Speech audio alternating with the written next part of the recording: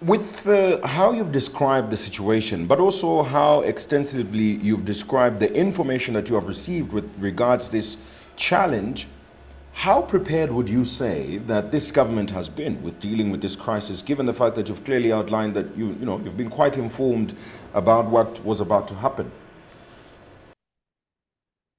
You are right. We knew that the situation would be a challenged one.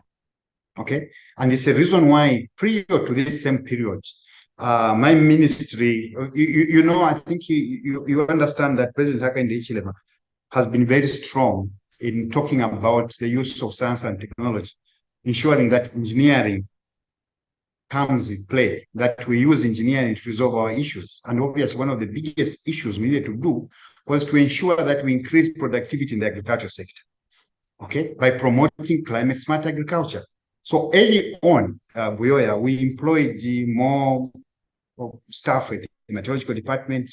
We trained agriculture extension officers. We installed automated gauging stations throughout the country. We installed automatic weather stations in the country. All of this was to ensure that we increase the predictive capacity of the meteorological department so that once advisories come from the meteorological department to our farmers, and through these extension officers from the agriculture sector, they interpret this information so that the farmers know when to plant, what to plant, where to plant, when to weed, and all of these things. That increases productivity per hectare. Okay? Yeah, I'm sure you're aware for maize, Honorable Mtolo will tell you it's only about 2 tons per hectare, but commercial farmers do up to 10 tons per hectare. What am I trying to say? What I'm trying to say is that we needed to farm in a climate smart way. So even the core weekly advisory. So if you go back to the time I did the forecast, to the time I did the ministerial statement, to the various forecasts weekly, you see that the advisories have been spot on. Now, I'll tell you again, has this been useful? Yes, it has been very, very useful. We will experience low productivity, yes.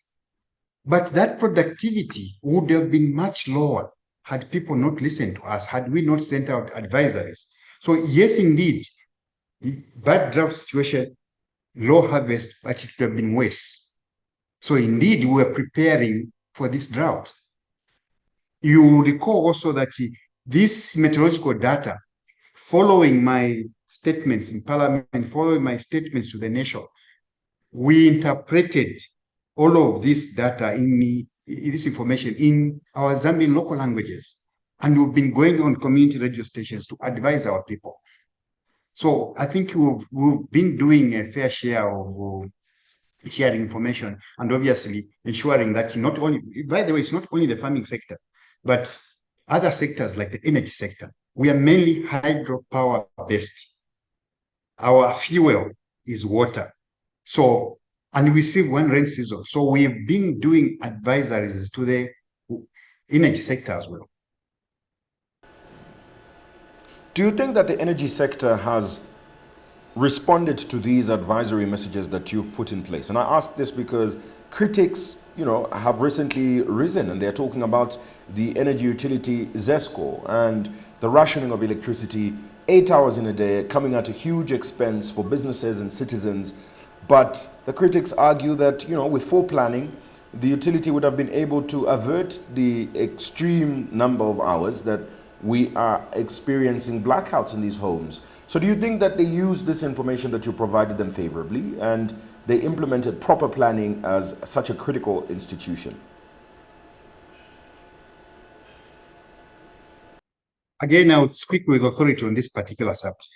When you look at, let's look at which system? Let's look at the Zambezi system, the biggest system. It's Kariba there, the initial 600, the next 300. So when you look at the Kariba complex itself, obviously the Kariba is fed by the Zambezi River. Now, one Buyoya will tell you that when you look at all the hydrological stations on the on the Zambezi River, starting from Chavuma there, Kaoma Mongo there, you come to Livingstone.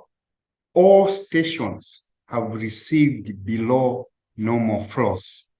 All of them without exception, they have received very little water. You will recall that maybe let me also step a year back.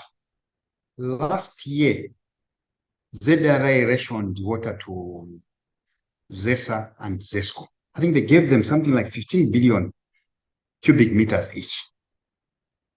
Now, maybe to answer your first question, does ZESCO utilize this data? I'll tell you yes.